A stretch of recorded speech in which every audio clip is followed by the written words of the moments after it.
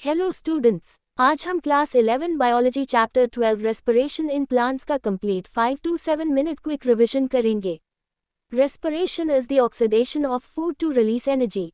ये energy directly use नहीं होती, इसे एटीपी के फॉर्म में स्टोर किया जाता है। ATP is called the energy currency of the cell. Respiratory substrates mainly carbohydrates, fats और प्रोटीन्स होते हैं।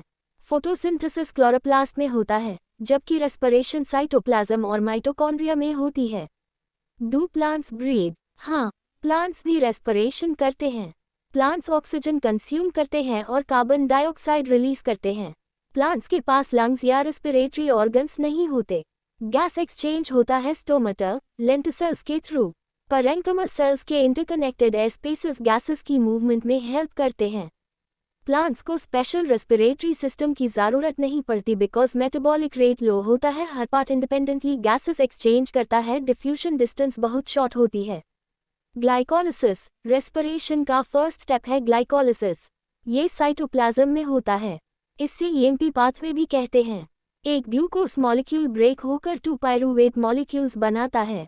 Important result, net ATP equals to net NAD equals to fermentation. जब ऑक्सीजन अवेलेबल नहीं होती टैप फर्मेंटेशन होता है।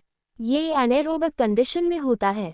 Types, alcoholic fermentation, pyruvate to acetaldehyde to ethanol जोड़ CO2 occurs in yeast. Lactic acid fermentation, pyruvate to lactic acid occurs in muscle cells और कुछ bacteria में। Remember, partial breakdown of glucose होता है।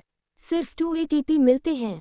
Glucose की energy का 7% से भी कम रिलीज होता है। Aerobic respiration, presence of oxygen में एरोबिक रेस्पिरेशन होती है। ये माइटोकॉन्ड्रिया में होती है।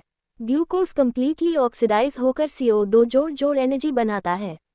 लिंक रिएक्शन, पायरूवेट माइटोकॉन्ड्रिया में एंटर करता है। यहाँ पायरूवेट टू असीटल कोआ जोड़ CO2 नाड बनाता है। ये रिएक्शन पायरूवेट डिहाइड्रोजनेज एंजाइम करता है। Krebs cycle, TCA cycle, acetyl CoA enters Krebs cycle. Location, mitochondrial matrix. Products per glucose 2 ATP, 8 NAD, 2 FADH, 6 CO2.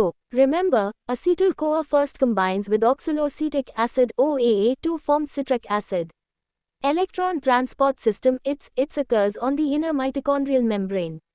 Electrons move through complex I2F. Oxygen is the final electron acceptor. Finally, O जोड़ electrons जोड़ H2 proton gradient ATP synthase को चलाता है। इस process को कहते हैं oxidative phosphorylation. ATP balance sheet, glycolysis equals 8 ATP, link reaction equals 6 ATP, Krebs cycle equals 24 ATP, it's total 38 ATP, total ATP equals 38 ATP। Amphibolic pathway, respiration सिर्फ carbohydrates use नहीं करता, फैट्स और प्रोटीन्स भी respiration में enter करते हैं। Carbohydrates enter as glucose, fats enter as acetyl CoA, proteins enter as pyruvate या acetyl कोआ। इसलिए रेस्पिरेशन को एम्फीबॉलिक पाथवे कहते हैं बिकॉज ये कैटाबॉलिज्म और एनाबॉलिज्म दोनों में इन्वॉल्व होता है।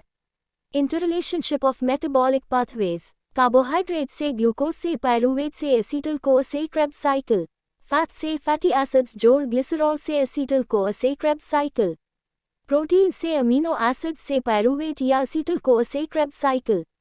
All pathways converge at Krebs cycle.